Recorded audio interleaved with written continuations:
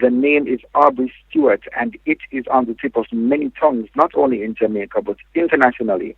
Why? Because he introduced to the United States President Barack Obama during yesterday's town hall meeting with the Caribbean youth leaders at UWI Mona.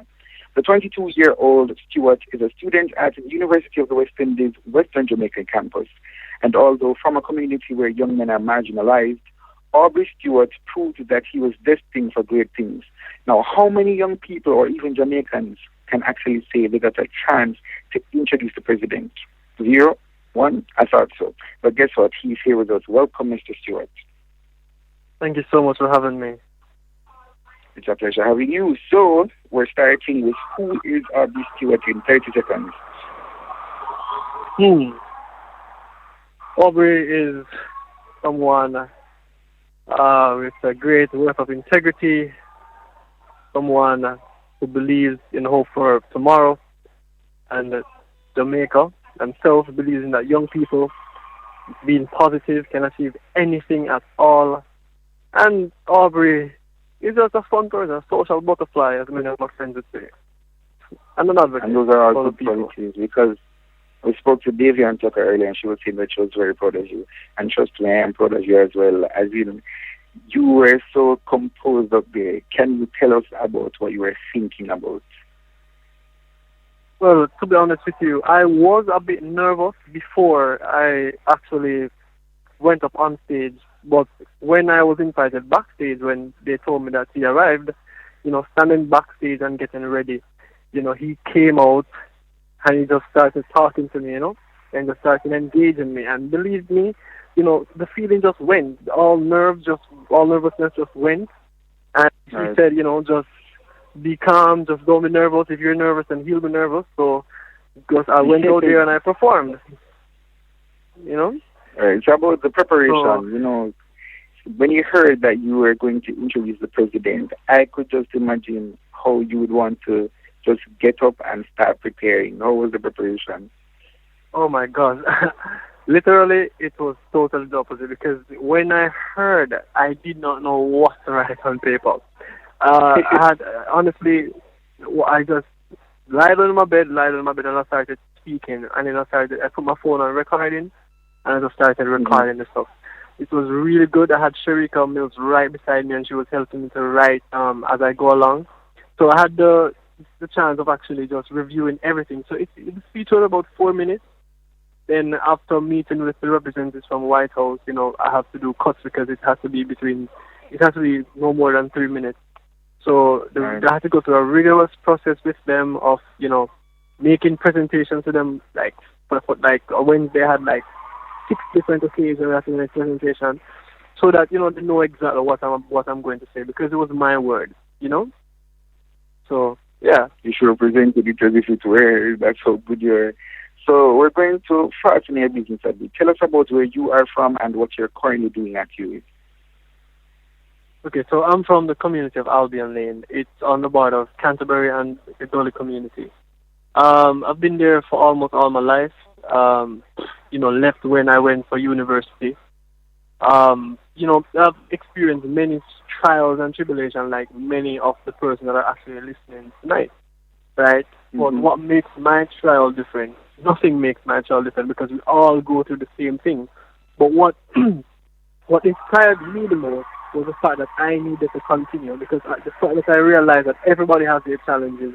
What is going to make me different, right? What's going to make me different? So, I just keep going. I just believe that, it doesn't matter where you come from, there is always a hope for you. And yesterday was a highlight that there's a hope for everybody. I'm at the University of the West Indies now, and I am studying politics. So, yes. Okay, well, so wait, sooner or later somebody will be introducing you. Oh my gosh. Well, that's the dream, and that's the hope. To be the Prime Minister of this nation one day. All right, I'm sure it'll be a good one. So what is next for you? I mean, of course, you want to be a politician, but as soon as you leave school, do you intend to get into politics, or you'd like to try to go into our next passion? Well, the truth is, I want to, complete this degree and go straight into the master's degree.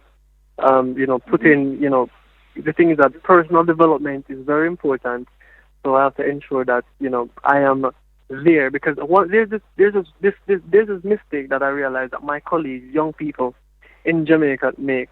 And this mistake is that they join a political movement with great potentials in their community. They have been doing great work in their community, but they join a political movement, but then they become stagnant and without even developing themselves in the sense of getting a education and advancing themselves to ensure that when they get into the politics, they're able to advance themselves and advance the politics of a specific party. Yeah, so tell me now, what would you like to say to, people who have been through what you have been through, people who still need that little oomph? Because a lot of people have been motivated via Obama's speech, but, put that apart, they'd like to hear from you because you'd most likely be able to relate to them. Yes. What I will say to everyone is that the same hope that Barack Obama had is the same hope that you can have. Because President Obama is human. When I shook his hand, I realized that this man was a human, just like me and you.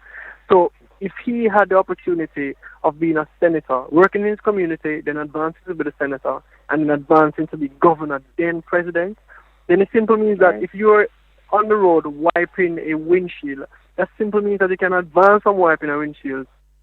You can go straight to being learning a skill from the heights of NTA, then you can go straight into college or straight into university. Then maybe one day you'll become prime minister. But it's all about having a plan for yourself and believing in yourself and abilities.